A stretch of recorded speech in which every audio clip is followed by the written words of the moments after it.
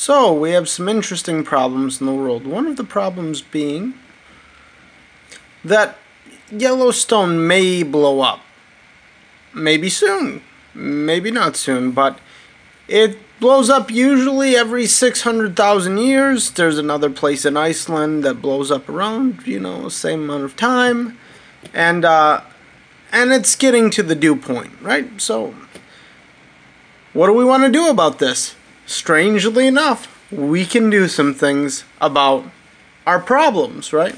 So, how can we solve this problem? Well, it's a temperature and a material problem. So, we're looking at some materials that we have with super high melting points, and the good news is we just discovered something today or very recently that is a compound made of carbon with 4,400 kelvins as the melting point, and it has a little bit of hafnium, a little bit of nitrogen, a little bit of carbon, and bada boom, bada bing, you have something wonderful. So this kind of material, or diamonds, would potentially allow us to fairly easily move magma around. Magma's super hot, 2,000 degrees, right? And so there are a few other materials that don't melt at that temperature, but they're not super common, right? So that's part of the trick, is that how do you make sure that you're going to have enough material to use? The good news is, right now we have a carbon surplus. So all of this crazy plastic stuff, that's like long strings of carbon. Guess what? Long strings of carbon with lots of heat and pressure create diamonds. Well, you know what's cool? So there's a problem that we have, and it deals with a lot of temperature, right? So inside the Earth, in this magma chamber, there happens to be this really hot stuff, okay? Heat's cool because you can use heat for all kinds of things. In fact, we could superheat oxygen and then use that for heating homes or heating water. Hey, you know what? We have this problem in the United States. There's a problem in California. It's a water problem. There isn't enough clean drinking water. But we have a huge ocean, giant ocean, right? And we have a lot of heat, right? With this magma. Well, guess what? If you have these sweet tubes, right?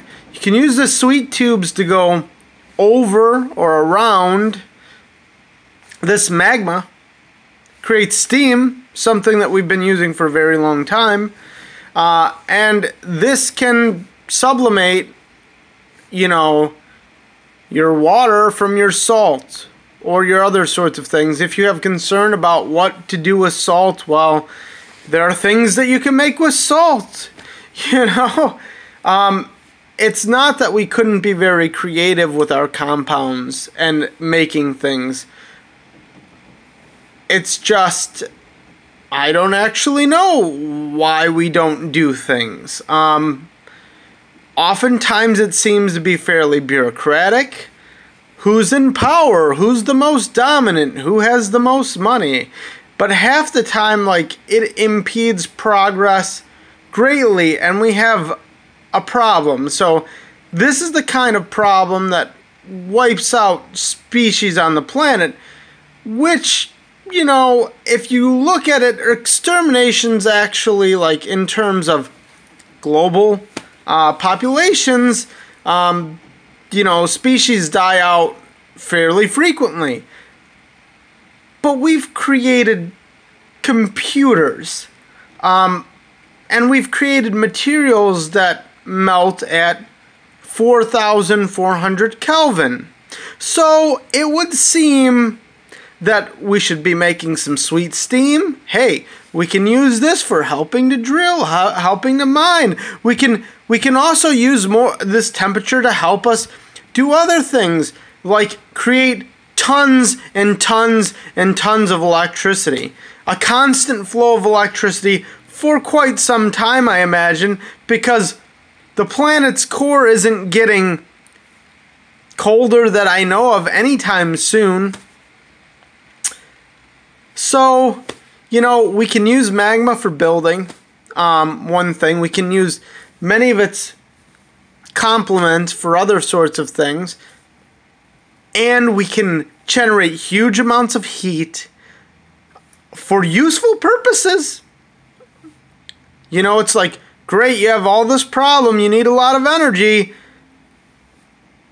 You could power roads, you could have electric roads that are powered from, that acquire electrical potential from steam turbines, where you're actually using water from the sea so that you can actually have drinking water and farming water. Now, you want to be careful with that too, because there's a point at which, you know, you'll be affecting the salinity of the sea, or, you know, taking too much water. The good news is there's plenty of compounds where a little bit of hydrogen, which is, there's a lot of that. There's a lot of that out in the universe.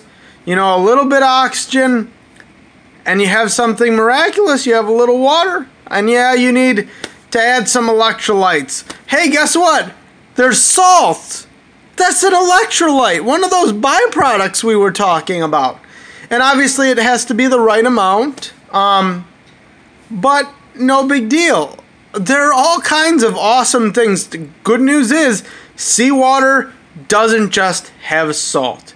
It has all kinds of other minerals to make your day wonderful. And yes, they are trace elements, but guess what you need in terms of electrolytes?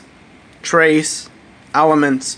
So let's not die because of this actually awesome thing. It's barely a problem if used well, because we're constantly trying to burn all kinds of things. Well, guess what? The core is already burning, you know, real hot. Real hot. Magma super hot. Don't need to burn stuff. Oh, you got a problem. You localize distribution, right? Who knows? Maybe you're going to have some other solutions. Maybe I have some other solutions. But those are just a few ideas that we can deal with this geothermal temperature problem, which also helps to offset some of our carbon problems. Thank you.